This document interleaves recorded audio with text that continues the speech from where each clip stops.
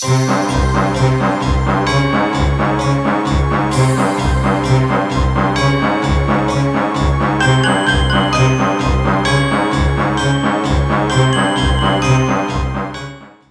dark triad was first introduced by Paulus and Williams in the journal article The Dark Triad of Personality, Narcissism, Machiavellianism, and Psychopathy in the Journal of Research in Personality in 2002. Others introduced the light triad, which can be defined as a set of pro-social, loving, and caring characteristics or positive personality traits.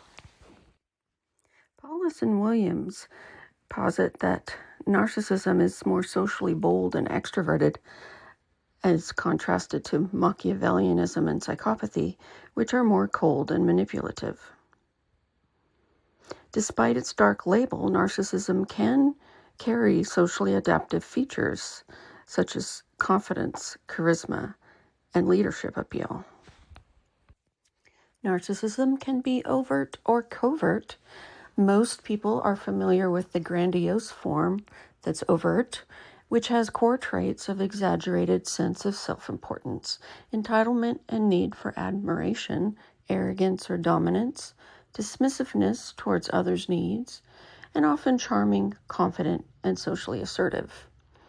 Their emotional life is inflated self-esteem on the surface, defends against deep insecurity through superiority and control, and shame and vulnerability are disowned, pushed away, and projected onto others. Typical early environment often involves excessive praise without genuine attachment or emotional attunement. The covert form is referred to as vulnerable narcissism, the quieter, more self-conscious variant, where the core traits would be hypersensitivity to criticism or rejection, envy and resentment towards others' success, feelings of shame, inadequacy, or being misunderstood, social withdrawal or self-deprecating grandiosity. No one appreciates how special I am, or I'm the worst of the worst. Emotional volatility, anxiety, and depressive tendencies. Their emotional life contains low or unstable self-esteem, constant comparison and self-focus, and defense against shame through self-pity, passive aggression, moral superiority, rather than overt dominance. And their typical early environment includes often involving neglect, criticism, or inconsistent validation.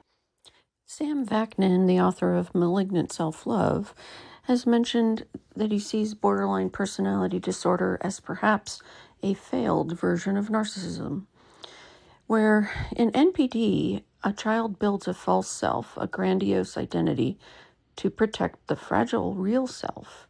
In BPD, the child fails to stabilize any consistent self at all, oscillating between idealization and devaluation of self and others. In self-psychology, Kohut posited that NPD results when the grandiose self becomes rigidly defended and detached from empathy, whereas BPD results when the self never cohesively forms and the person alternates between feeling adored and annihilated. In object relations, Kernberg's thought was narcissists keep negative affect split off by idealizing the self and devaluing others, whereas the borderline cannot keep the split stable, swinging back and forth between love and hate, idealization, and rage.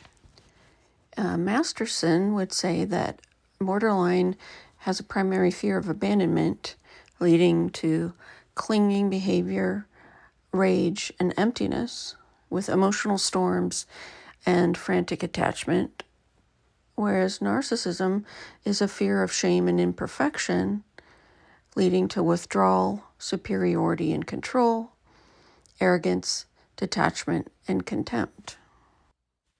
So in the cluster B category, borderlines have a fearful avoidant attachment style with a come here, no go away stance, with intense fear of abandonment as well as engulfment.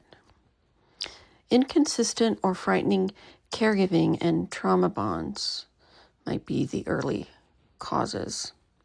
For narcissism, they have a dismissive avoidant attachment style, using others for self-regulation and fearing dependency, with conditional love or emotional neglect and shame in their childhoods. And with the other two, cluster B personality disorders, a histrionic person would have anxious, preoccupied attachment, where they hyperactivate their attachment system through attention seeking. And love is equated with performance and abandonment anxiety in their childhood.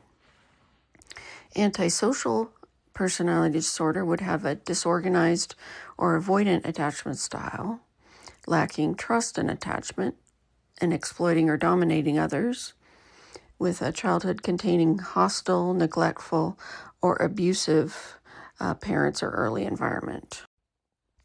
So the vulnerable dark triad includes vulnerable narcissism, borderline personality disorder, and secondary psychopathy, where vulnerable narcissism is usually introverted, lacks empathy, is sensitive to criticism and rejection, has feelings of inadequacy, passive-aggressive style, and use of others for sympathy. And of course, borderline is unpredictable mood, passive-aggressive, discouraged, fears abandonment. Impulsive type is risk-taking and hostile, and self-destructive type is self-harm and abuse used as strategies.